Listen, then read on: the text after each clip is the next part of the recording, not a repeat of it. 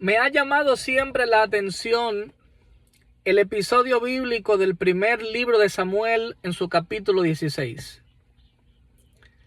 Samuel está todavía lamentando que Dios ya desechó a Saúl como rey por su actitud errática y pecaminosa. Y la divinidad le ordena que se aliste y se dirija a la casa de Isaí, porque dice literalmente la escritura, allí Dios se ha provisto de rey.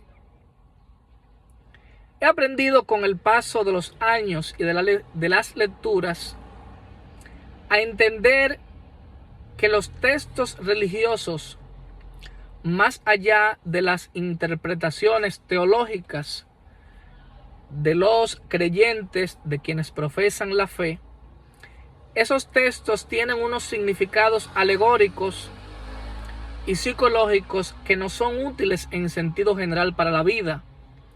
Algo que ha visto y estudiado con abundante precisión el destacado psicólogo Jordan Peterson, que suele valerse de textos bíblicos, así como de alegorías y ficciones populares en muchos de sus análisis, ya no solamente psicológicos, sino filosóficos sobre la naturaleza humana.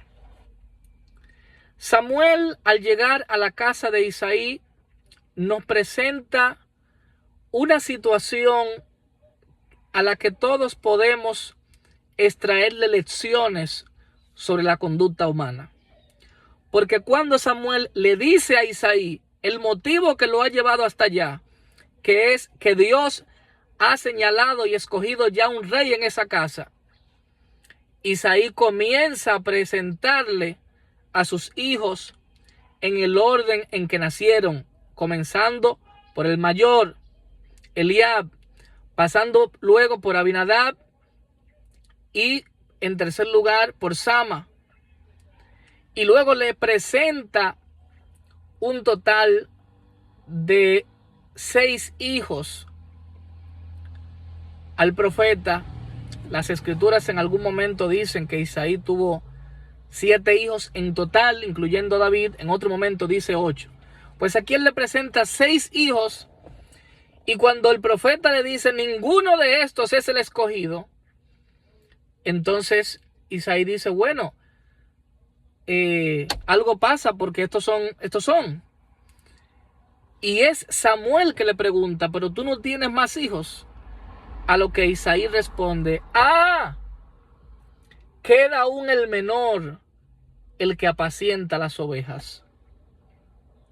Señores, estamos hablando de un padre que no se acuerda de su hijo menor.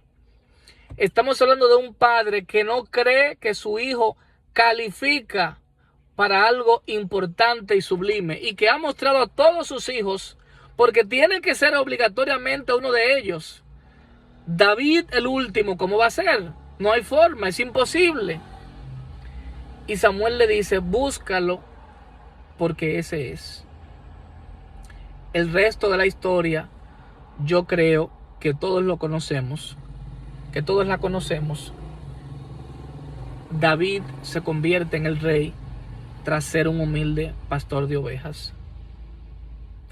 ¿En cuántas ocasiones, señores, la gente más querida por nosotros, las personas que más nos conocen, que orbitan en torno a nuestras vidas, que son quienes saben nuestros sacrificios, desvelos, pero también nuestros talentos y nuestras fortalezas, que conocen como nadie nuestras luces y nuestras sombras?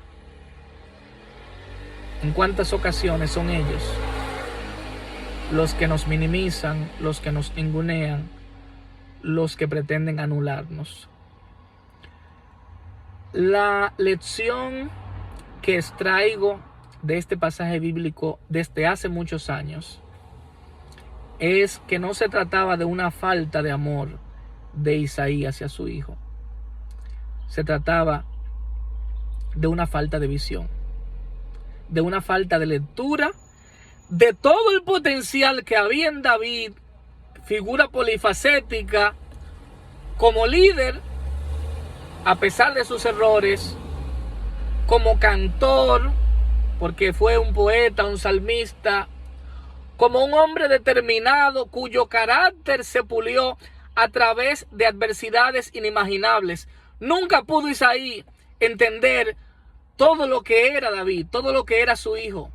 Le faltó visión, le faltó comprensión de que él había engendrado a un hombre grande que iba a pasar a la historia. Y no podemos culpar a Isaí por eso. No podemos culparlo porque para él David era un simple pastor de ovejas que no iba a llegar a nada en la vida. Y los que no llegaron a nada fueron los otros. Yo creo que ahí radica el mensaje que podemos apropiarnos en esta escena. No importa cuál sea nuestra visión de las Escrituras. Como decía yo hace un momento, ahí hay un mensaje para el ser humano que trasciende lo teológico religioso y tiene que ver con una valoración profunda de lo que somos y de las limitaciones que muchas veces otros tienen para ver nuestro potencial y que aún nosotros mismos también tenemos para ver el potencial de los demás. Y ese conocimiento, pulirlo, trabajarlo, es lo que nos va a permitir ver más hacia el futuro y no dejarnos ofuscar por los ruidos o los silencios del presente. No siempre el más ruidoso, el más escandaloso, el que quiere llamar la atención, es el que va a llegar a las alturas. David estaba en silencio, marginado, haciendo un trabajo que parecía inútil, pero que él demostró en el episodio de Goliat que ese trabajo que parecía inútil, anodino, cotidiano, insignificante de apacentar las ovejas, le preparó para enfrentarse a las fieras, le preparó para derribar al gigante. Y tengo que decir que David no es un prototipo moral y nunca ha sido uno de mis personajes predilectos de la Biblia en cuanto a coherencia. Sin embargo, hay que reconocer esa determinación inquebrantable que tenía.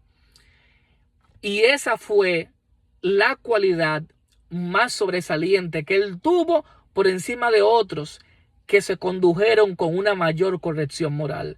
David era de un espíritu inquebrantable. La Biblia en algún momento lo describe conforme al corazón de Dios, que es la descripción que más le ha gustado a mucha gente.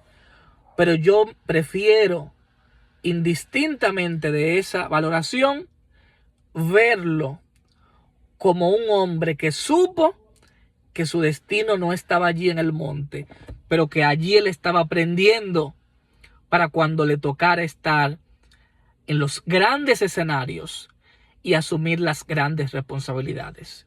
Esa responsabilidad llegó. Su padre Isaí no imaginó para él nada importante, pero él se lo creyó y él trascendió cualquier expectativa de mediocridad que se hubiera trazado para él.